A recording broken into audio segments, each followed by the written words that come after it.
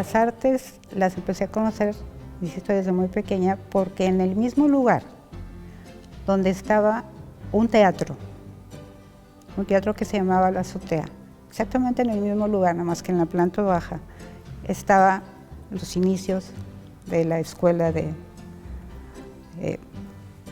ahora sí podemos decir, de artes. Recuerdo haber conocido ahí a Saskia, su esposo, porque se juntaban, el grupo de artistas plásticos se juntaba con el grupo de arte, de arte dramático, de teatro. Las generaciones, cuando yo ingreso a esta facultad es en el 84, fue cuando la facultad empezó a tener una gran población.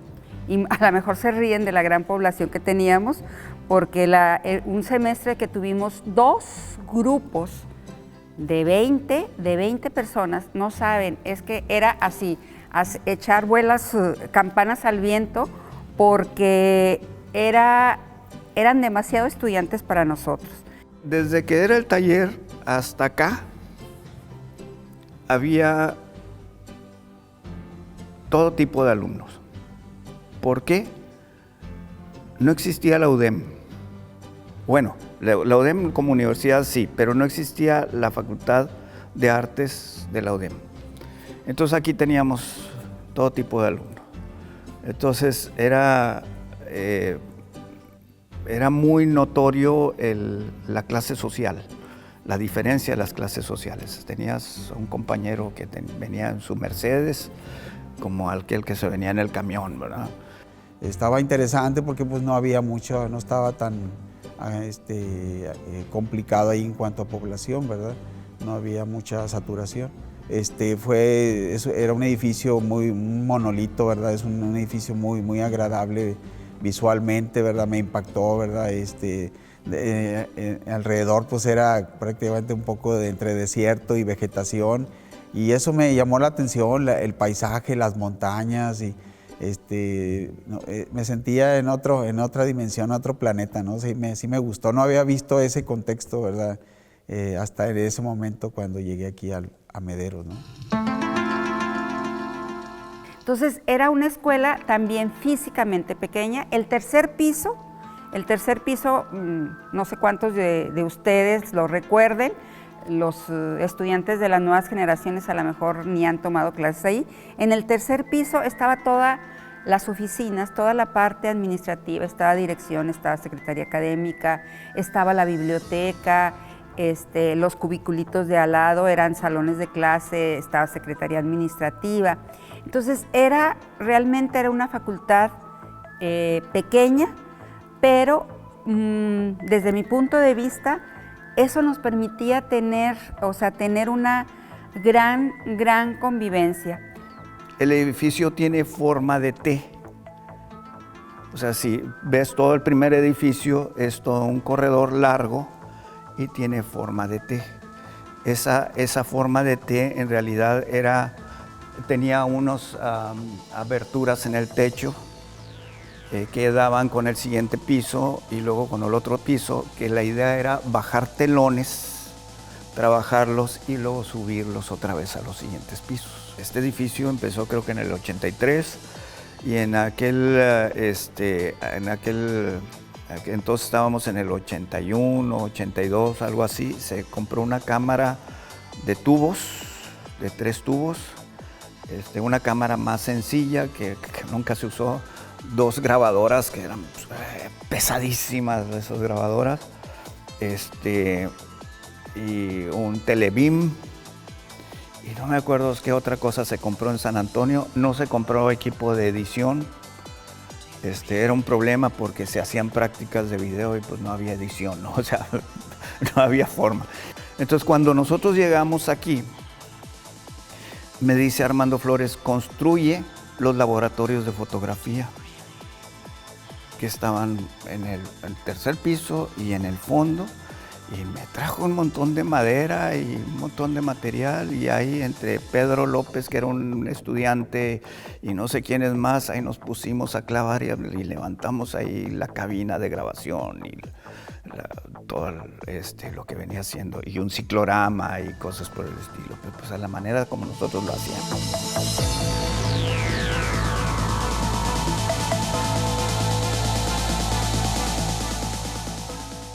No sé si ustedes recuerdan las bienvenidas que dábamos a los estudiantes. La bienvenida era básicamente, pues para nosotros era una especie de fiesta. Todos los compañeros traían algo para compartir. Reach out, touch faith.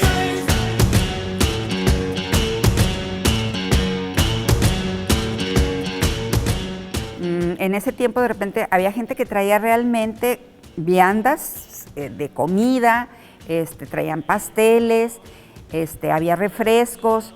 Entonces esa bienvenida era una gran convivencia que no la hacíamos exactamente nosotros, sino que lo hacían los mismos estudiantes.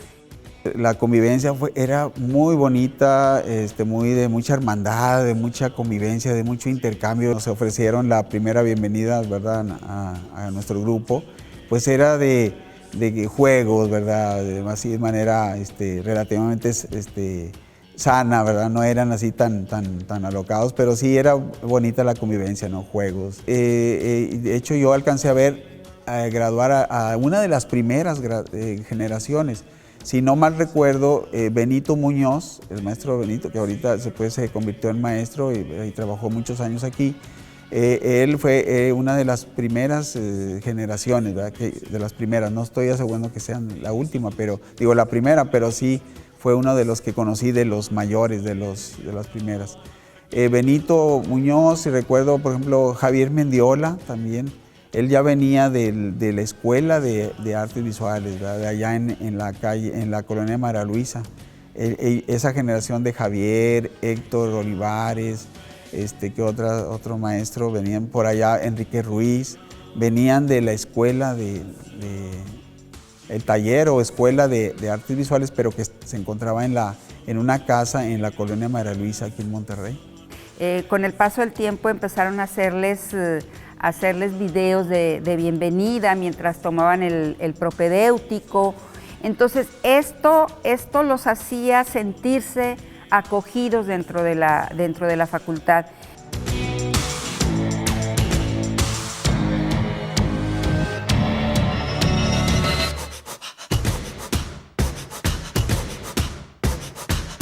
Por otro lado, tenemos a los maestros. Los maestros tampoco éramos así como que muchos. Nuestra sala de maestros, como recuerdo, en el tercer piso, en uno de los cubículos chiquitos que ahorita no sé en qué lo estén utilizando, bueno, ahí teníamos la sala de maestros, que cabíamos alrededor de 6 personas. Y a veces nos juntábamos y éramos más, pero era un cubículo tan pequeño. Afortunadamente no existía el COVID, entonces ese grupo tan pequeño pues nos permitía a veces platicar de los diferentes grupos que tenías o alguna situación en particular de un grupo o de un estudiante. Yo todavía no terminaba la carrera cuando entré a trabajar aquí mismo. Entonces había ratos en que estaba trabajando y había ratos en la que entraba a clases. Y al haber eso, también tenía yo ciertos problemas porque me veían, cuando yo daba ciertas clases, porque me daban algunas materias, por ejemplo, Roberto Ortiz, el fotógrafo que daba clases de fotografía aquí, él nunca venía, yo daba sus clases. Claro, yo no me llamaba Roberto Ortiz, pero todo el mundo sabía que yo tenía que dar sus clases y él venía a revisar. Recuerdo una de las materias que me encantaba, era la que impartía el maestro Roberto Guerrero Lozano, era dibujo proyectual. Esa era una materia muy, muy interesante, donde hacíamos trazábamos proyecciones ortogonal y varias que por ahí también realizábamos, ¿verdad? La perspectiva lineal. En teoría pues estaba el maestro Salvador Aburto, que me dio teoría de la comunicación. El maestro Fernando Garza Quirós, que en paz descanse, ¿verdad? También nos dio historia de la cultura. Fue una materia muy, muy, muy interesante, ¿verdad? muy con todo su talento, el maestro, toda su sabiduría y bueno, todo ese ingrediente, no me dejarán mentir, ¿verdad? Todos los exalumnos, tenía un don, una gracia para conversar y esa era una biblioteca andando. Y entonces después ya va entrando Martín Ontiveros a la escuela, pero eso ya fue cuando estábamos aquí, y entonces Martín tenía contactos en televisión, Canal 8 y una conocida de él, que tenían máquinas editoras, y entonces él llevaba a los muchachos, a los estudiantes a hacer sus ediciones allá.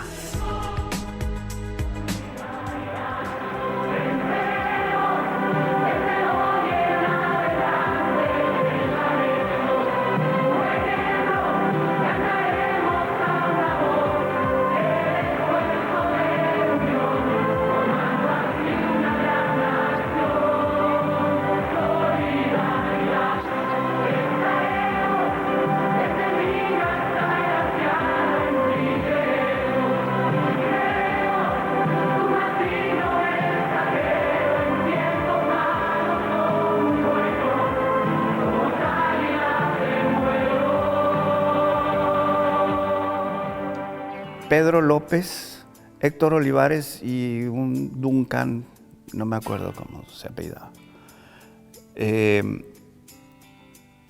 Pedro López hizo su yo creo que su único video fue El corazón del actor, donde entró como actor. Es un papel serio ahí de señor de la casa, ¿no? En el de Alfredo hago el papel de viejita, de una ancianita. Entonces me visten de ancianita y me pintan el pelo de blanco y no sé qué tantas cosas. Y entonces es muy interesante la comedia porque esperas ver a una ancianita así muy tranquila, y en realidad es tremenda, ¿no? Porque llega un momento en que empieza a perseguir al actor principal en bicicleta y cosas por el estilo, ¿no? Ahí andábamos en la colonia aquí haciendo todas las tomas, en esa cámara de tubos. Acostumbrados nosotros a hacer una escuela pequeña, hubo un periodo también de cuando éramos pequeños, de que el examen de selección era un examen que duraba una semana, donde se les evaluaba las diferentes habilidades. Fue un proyecto que trabajaron varios maestros, entre ellas la maestra Lucy Alvarado, para los que lo recuerdan, la maestra Marta Martínez, que ya no se encuentran aquí con nosotros, que las recordamos mucho, el maestro Cabrera, un maestro cubano que junto con él estuvieron otros que vinieron también a apoyar la parte del posgrado, pero ellos ayudaron a estructurar ese examen de selección que se inició en el periodo del maestro Roberto Guerrero, exdirector de la facultad, y que ese examen nos llevaba una semana porque realmente medía todas las habilidades de los estudiantes y al final se le daba su resultado.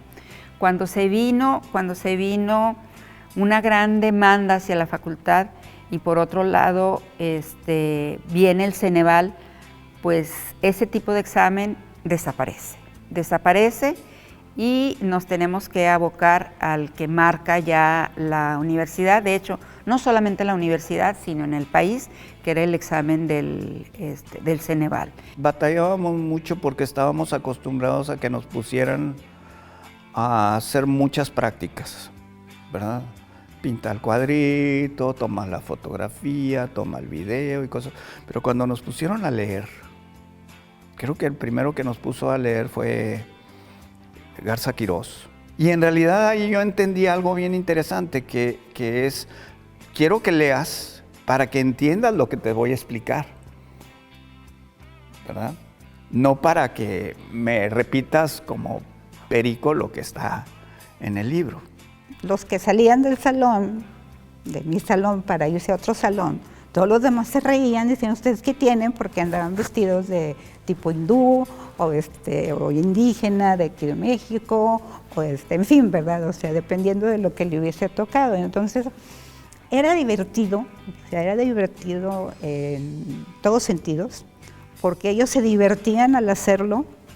Yo quería que ellos se divirtieran y aprendieran, y que sobre todo que absorbieran lo importante que es el concepto del color para cualquier diseñador.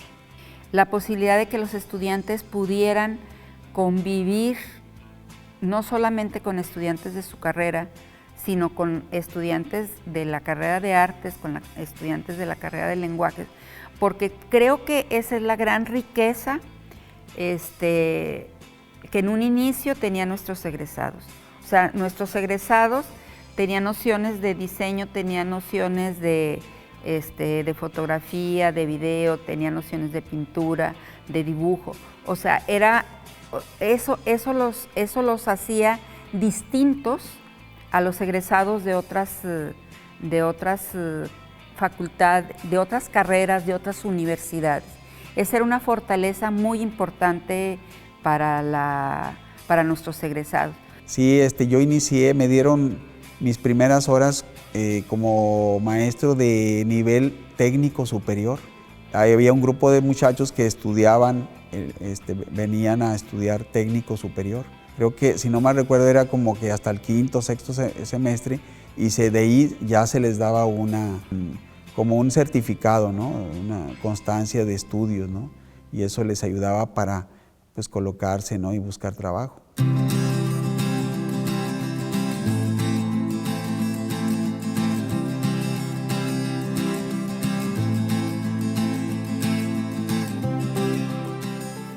El grupo de los que hicieron la revista Fobia, estuvieron en este caso, yo creo que tuvo un papel muy importante el maestro Enrique Ruiz. A raíz de este grupo de Fobia que hace ese trabajo, pues se vienen a desarrollar otra serie de grupos, otra serie de publicaciones que eran de colectivos. El maestro Alfredo Herrera, primero como estudiante y luego como profesor. Eso también para mí fue una parte muy importante que le dio a la facultad otra, lo puso en otro nivel. Había maestros como José Luis Martínez, Enrique Ruiz, que se ponían, que arrastraban alumnos y que se ponían a hacer revistas y todo en serigrafía. Nada más bueno, había un propósito, pero había mucha producción. Los alumnos hacían cómics, las imprimían en serigrafía y compaginaban y repartían. Pero siempre tenían un sentido creativo cada cosa. Ellos le dan una visión más intelectual a la escuela. Es decir, no se trata de venir a hacer chambritas aquí, ¿no? Si las quieres aprender, aprenderlas en otro lado. Aquí lo que se trata es de que tú te conviertas en una persona profesional. Y recuerdo un proyecto que sacamos que se llama, era un boletín que llamábamos Box. Estaba encabezado, la materia nos la impartía el maestro Enrique Ruiz. Y te digo, llevamos muy bonita comunicación con él, la clase fue muy interesante y al final del proyecto pues sacamos este proyecto, ¿no? De este boletín que tenía que ver con el arte, con el dibujo, con el diseño, con todo lo nuevo que estaba pasando, ¿no? Lo que estaba en boga. Ahora lo entiendo, amar es liberar. Eres sangre tibia y yo me siento vivo. Pero sí, lo análogo, lo que tenía que ver con el dibujo, la ilustración era lo que predominaba, ¿no? Y ahí la facultad empieza a transformarse totalmente.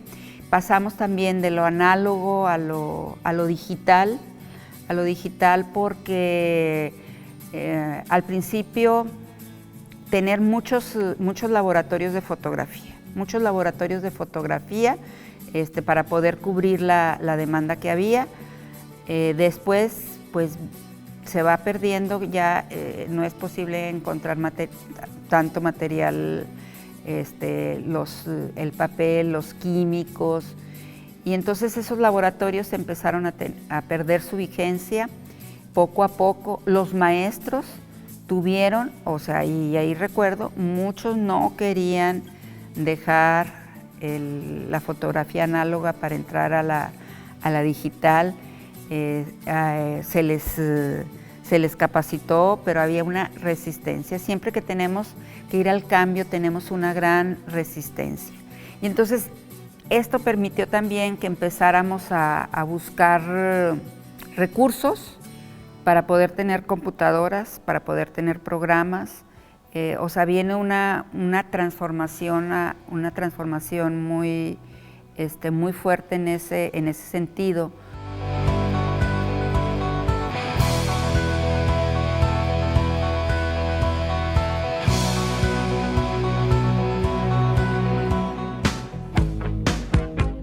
En esas décadas de los 80s y específicamente en los 90s es cuando yo recuerdo que el maestro Guillermo Sierra, un gran compañero, ¿verdad? Que en paz descanse también. Me acuerdo que hizo una serie, diseñó un plan de viajes muy interesantes porque pues, nos llevó por muchas partes de la República, ¿verdad? Por muchas partes del país. Hubo un periodo en que se hicieron muchos viajes a Nueva York con estudiantes en camión. Esos viajes fueron muy importantes, y de hecho es que si tú no viajas, y si tú no lees, y si tú no vas a museos, vas a ser un ignorante. Y cuando hagas cualquier cosa, vas a sentir que estás descubriendo el agua tibia. Y no es que lo estés descubriendo, simple y sencillamente no sabes que otros ya lo hicieron.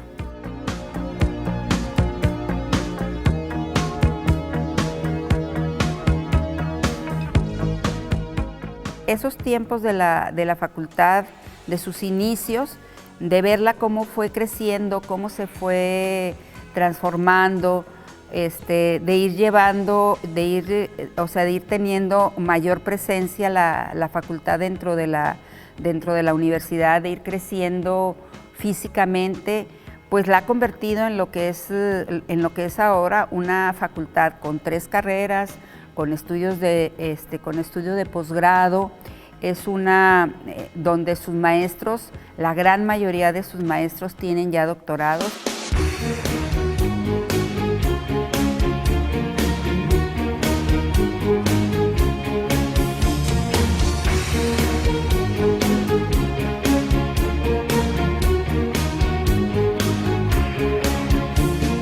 Les rois du monde vivent au sommet. Ils ont la plus belle vue, mais y a un mais. Ils ne savent pas ce qu'on pense d'eux en bas. Ils ne savent pas qu'ici c'est nous les rois. Ya son jefes, son directores de arte, son diseñadores bien posesionados y, no hombre, digo, es una de las satisfacciones más grandes que tiene un maestro, el que verlos realizarse, verlos realizados. Y dejar muy bien parado el nombre de esta institución, porque ha costado mucho sostenerla. Y han pasado gentes tremendamente sabias y nos han dejado su conocimiento en libros, en escritos, en cuadros, en películas, en fotos. Creo que es el momento para que los egresados trabajen de manera conjunta, que formen una asociación de egresados, porque eso les va a permitir no solamente retroalimentarse entre ellos, sino hacer un frente común a los diferentes problemas sociales, políticos y económicos que la profesión en sí tiene, y empiezan a tener una presencia en la sociedad. Creo que van a poder ser mejor escuchados. Y no solamente eso, sino inclusive apoyarse apoyarse entre ustedes mismos como egresados. Ya no son unos cuantos, son muchos los egresados y creo que es el momento más propicio para que alguien o algunos tomen esa batuta. Pues me da mucho gusto que sigan con este contacto y que sean muy, tengan muy claro su alma mater, ¿no? Su cercanía con la escuela. Es que es una escuela que no se puede olvidar, no es fácil.